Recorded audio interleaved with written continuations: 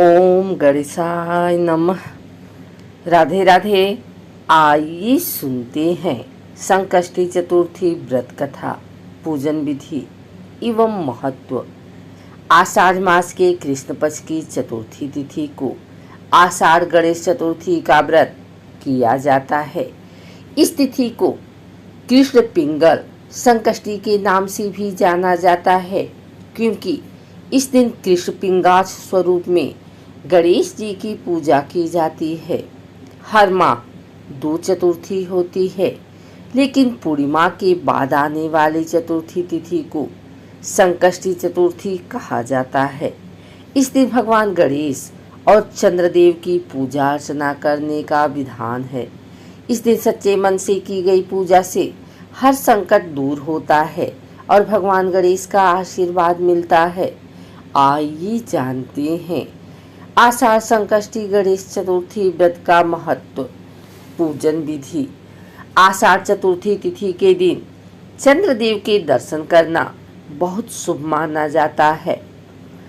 चंद्रदेव के दर्शन करने के बाद ही चतुर्थी तिथि का व्रत पूर्ण माना जाता है। धार्मिक मान्यता है कि इस व्रत के करने से जीवन में चल रहे सभी कष्ट दूर हो जाते हैं और संतान संबंधित समस्या भी दूर हो जाती है। इस व्रत के करने से जीवन में धन धान्य की कमी नहीं होती और बदनामी का योग भी कट जाता है।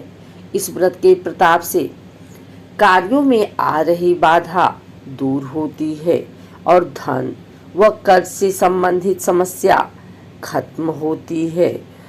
चतुर्थी तिथि के दिन सुबह उठकर स्नान व ध्यान करने के बाद सूर्य को जल चढ़ाएं और फिर हाथ में चावल व जल लेकर व्रत का संकल्प करें। इसके बाद घर के मंदिर की पूजा करें और फिर एक चौकी पर लाल कपड़ा बिछाकर गणेश जी की प्रतिमा या तस्वीर स्थापित करें। इसके बाद गंगा जल से चारों तरफ छिड़काव करने के बाद देसी घी का दीपक जलाएं।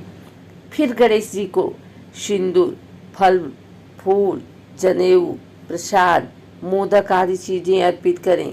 इसके बाद 21 दुर्वा की गांठ अर्पित करें और धूप दीप जलाएं।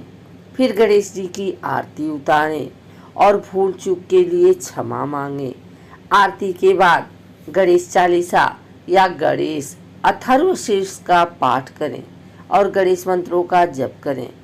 सुबह पूजा करने के बाद शाम के समय में गणेश जी की आरती उतारें और फिर चंद्र दर्शन करें।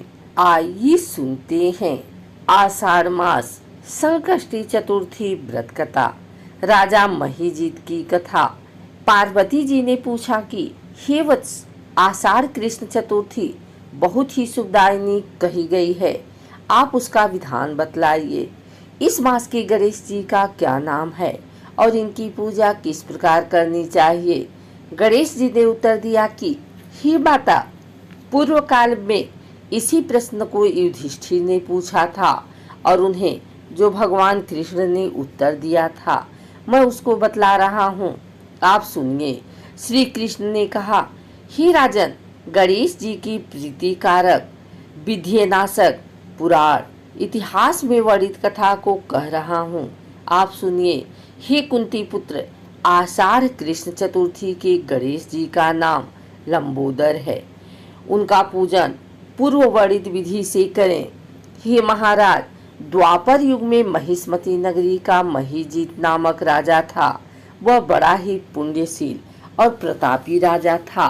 वह अपनी प्रजा का पालन पुत्रवत करता था, किंतु संतान विहीन होने के कारण उसे राजमहल का वैभव अच्छा नहीं लगता था। वेदों में निसंतान का जीवन व्यर्थ माना गया है। यदि संतान विहीन व्यक्ति अपने पितरों को जल देना चाहता है तो उसके पितृगण उस जल को गर्म जल के रूप में ग्रहण करते हैं। इसी उहापोह में राजा का बहुत समय व्यतीत हो गया। उन्होंने पुत्र प्राप्ति के लिए बहुत से दान यज्ञ आदि कार्य किए, फिर भी राजा को पुत्रोत्पत्ति नहीं हुई। जवानी ढल गई और बुढ़ापा आ गया, किंतु वंश वृद्धि न हुई। तदंतर राजा ने विद्यमान ब्राह्मणों और प्रजाजनों के संदर्भ में परामर्श किया। राजा ने कहा कि हे ब्राह्मणों तथा प्रजाजनों, हम तो संतानहीन हो गए हैं, अब मेरी क्या गति होगी। मैंने जीवन में तो किंचित भी पाप कर नहीं किया। मैंने कभी अत्याचार द्वारा धन संग्रह नहीं किया। मैंने तो सदैव प्रजा का पुत्रवत पालन किया तथा धर्माचरण द्वारा ही पृथ्वी शासन किया। मैंने चोर डाकुओं को दंडित किया, इष्ट मित्रों के भोजन की व्यवस्था की, गौ ब्राह्मणों का हित चिंतन करते हुए शिष्ट पुरुषों का आदर सत्कार किया। फिर भी मुझे अब तक पुत्र न होने का क्या कारण है। विद्यमान ब्राह्मणों ने कहा कि हे महाराज, हम लोग वैसा ही प्रयत्न करेंगे जिससे आपके वंश की वृद्धि हो। इस प्रकार कहकर सब लोग युक्ति सोचने लगे। सारी प्रजा राजा के मनोरथ की सिद्धि के लिए ब्राह्मणों के साथ वन में चली गई। वन में उन लोगों को एक श्रेष्ठ मुनि के दर्शन हुए। वे मुनिराज निराहार रहकर तपस्या में लीन थे। ब्रह्मा जी के समान वे आत्मजीत, क्रोधजीत तथा सनातन पुरुष थे। संपूर्ण वेद विशारद, दीर्घायु, अनंत एवं अनेक ब्रह्म ज्ञान संपन्न वे महात्मा थे। उनका निर्मल नाम लोमस ऋषि था। प्रत्येक कल्पांत में उनके एक एक रोम पतित होते थे, इसलिए उनका नाम लोमस ऋषि पड़ गया। ऐसे त्रिकालदर्शी महर्षि लोमेश के उन लोगों ने दर्शन किए। सब लोग उन तेजस्वी मुनि के पास गए।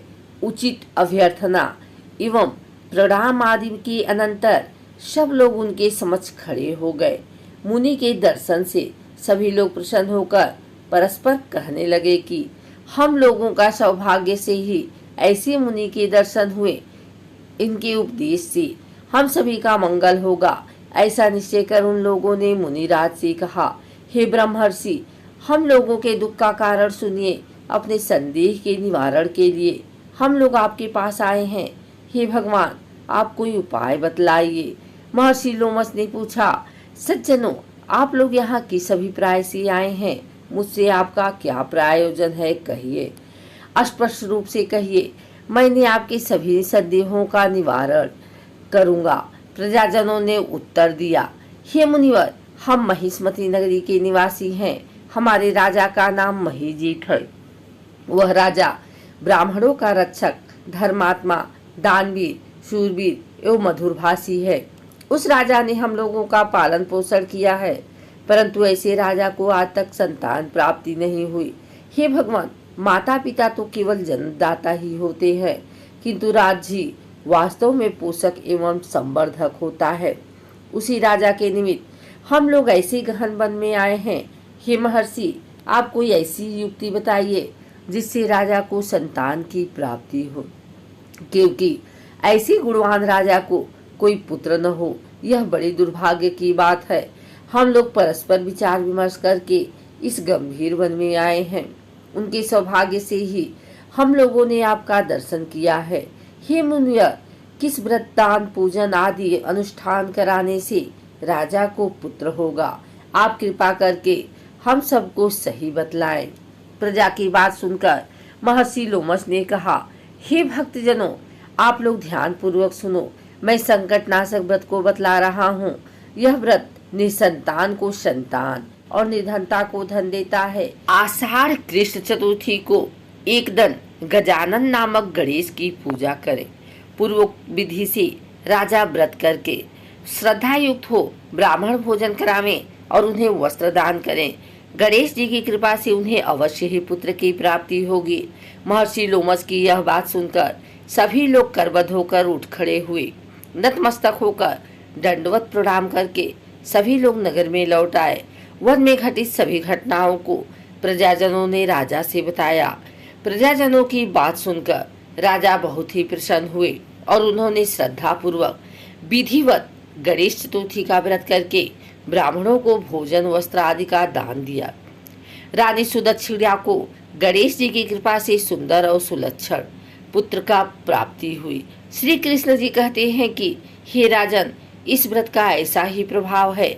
जो व्यक्ति इस व्रत को श्रद्धा पूर्वक करेंगे वे समस्त सांसारिक सुख के अधिकारी होंगे। श्री कृष्ण जी ने कहा कि हे महाराज, आप भी इस व्रत को विधि पूर्वक कीजिए।